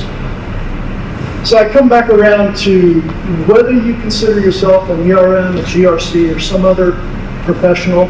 Think about individual core competencies or proficiencies, whatever you want to call them. This is a great starting point. It's based on that model I showed you earlier. And you can look at it as somewhat of motherhood and apple pie, but it does really form the central basis for what we're after, to build competency within an entire organization. Again, you've got to start with the individuals in order to get to this organizational level. And to get to the organizational level, you've really got to do a gap analysis to figure out how competent is the organization in GRC and ERM or any of the elements that populate those things that we do. And there are maturity tools, as I said, to help you assess that. But if you want to chart a pathway to organizational competency, here's how I think it goes. You begin with understanding and defining where you are today from a cultural standpoint. Then you move to defining the key elements of that culture. Define desired elements of the organizational culture that you want. You know, we don't often think as professionals in these realms as having a lot to do with defining or revising or changing culture. But I've always found my greatest successes is when I stuck my nose into that work that, again, isn't easy. Not sure who owns it, but you know, for sure, you got to involve some very powerful people in the change process, which again, in and of itself is not easy, and frankly, it's not without personal risk. But it's worth the personal risk in my experience, especially if you can convince them that where we are today is not where we need to be, and what the downside implications of that may be. Assess your current risk tolerances and appetite, even if just in an informal way. Assess current behavioral traits for how risk-taking decisions are made within the organization today. Define the gaps between your current and desired state. Secure leadership support to close in those gaps as you define them, and develop, execute, and measure the implementation of whatever your plan ends up being, and that you convince management to resource for the long term. Again, I said earlier that it's ultimately about building organizational resiliency and sustaining it. Here's a couple of reasons and comments from Harvard Business Review and McKinsey & Company about that issue. Resilience is about the ability to absorb stress, about the ability to recover critical functionality, about the ability to thrive in altered circumstances, which is a nice way to put it. And then McKinsey has another set of issues that I won't dwell on. You'll get a copy of this, and we're almost out of time. Let me end by sharing with you what would be this components of a blended approach to this discipline, these disciplines, which would begin with the deployment of an integrated framework, however you would define it, having a standard guided governance, culture, and accountability, having a risk-taking discipline and acumen amongst at least risk owners, if not control owners, focus on stakeholder communications and relations, again, for the purposes of getting better decisions made, for the purposes of influencing, ultimately, organizational success in the long term.